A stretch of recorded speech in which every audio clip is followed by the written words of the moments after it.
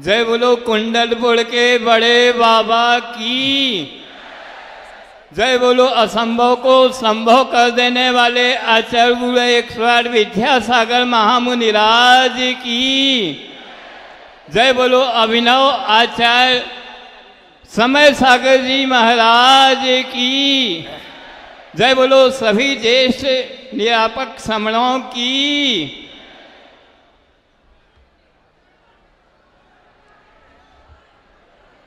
मुझे हमारे बड़े महाराज मुनि श्री अभय सागर जी महाराज ने आचार्य श्री के द्वारा जो जितनी चेतन कृतियाँ उन्होंने अपने कर कमलों से तराशी हैं उसका विवरण दिया। मुझे गुरुदेव की जो एक विशिष्ट रचना है, जो कोई बहुत बड़ा साहित्यकार ही उस रचना को रच सकता है, ऐसे गुरुदेव जिनकी मातृभाषा कन्नड़ मराठी और जिनका अधिकांश प्रवास इस मध्य प्रदेश बुंदेलखंड में हुआ, उन्होंने हिंदी जो कि हमारी राष्ट्रभाषा है उस पर एक अनूठा महाकाव्य मूक माटी रचा, जो भारत ही नहीं विदेशों में भी धूम मचाई। विदेशी भाषाओं में भी उसका अनुवाद हुआ, देश की कई भाषाओं में उसका अनुवाद हुआ। उसके बाद गुरुदेव ने एक अनुपम कृति की रचना की, और जैसे कि उनके गुरुदेव बिल्कुल निष्प्रय थे, वैसे ही हमारे गुरुदेव आचार्य भगवान बिल्कुल निष्प्रय थे। वह कृति थी धीवरोदय चंपू काव्य। यह संस्कृत भाषा में लिखा गया गुरुदेव के द्वारा एक ऐसा अनूठा काव्य है। साहित्यकार लोग बोलते हैं गद्यम कविनाम निकषम वदंती। गद्य काव्य की कसौटी कहलाता है। उस रचनाकार कवि का तभी सफल में कहलाता है सफलतम जब वह गद्य में लेखन करे, पद्य या कविता में वह कसौटी में खड़ा नहीं होता। तो आप सब जानना चाहेंगे कि ये चंपू काव्य क्या है।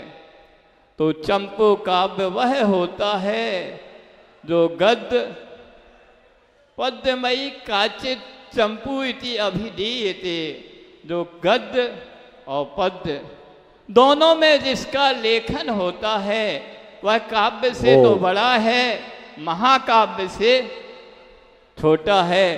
तो ऐसी वह रचना गुरुदेव ने लिख के रख दी थी।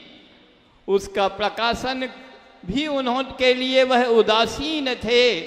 जब संयम स्वर्ण महोत्सव का अवसर आया तब गुरुदेव की कोई नई रचना निकलनी चाहिए।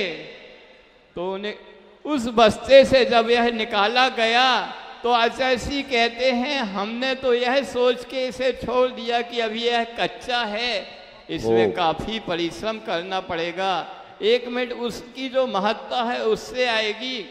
तब उज्जैन विश्वविद्यालय के जो पूर्व कुलपति थे मिथिला प्रसाद त्रिपाठी, उनको वह कृति भेजी गई।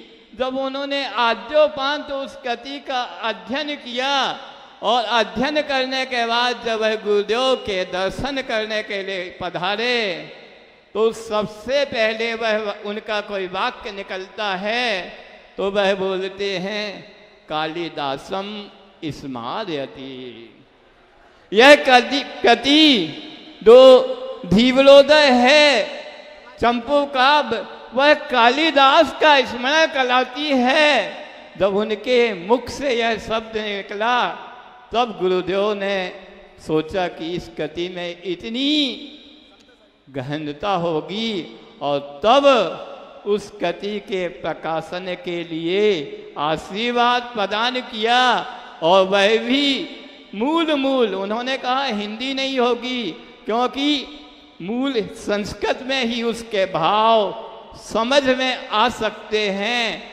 और उसका विमोचन अभी इसी फरवरी माह में होना था गुरुदेव के स्वयं सानिध्य में, पर वह नहीं हो पाया। तो आज इतने विशाल संघ में अभिनव आचार्य के पदारोहण के अवसर पर वह कार्य इतनी महती सभा के बीच संपन्न हुआ। जय बोलो आचार्य गुरु विद्यासागर महाराज की।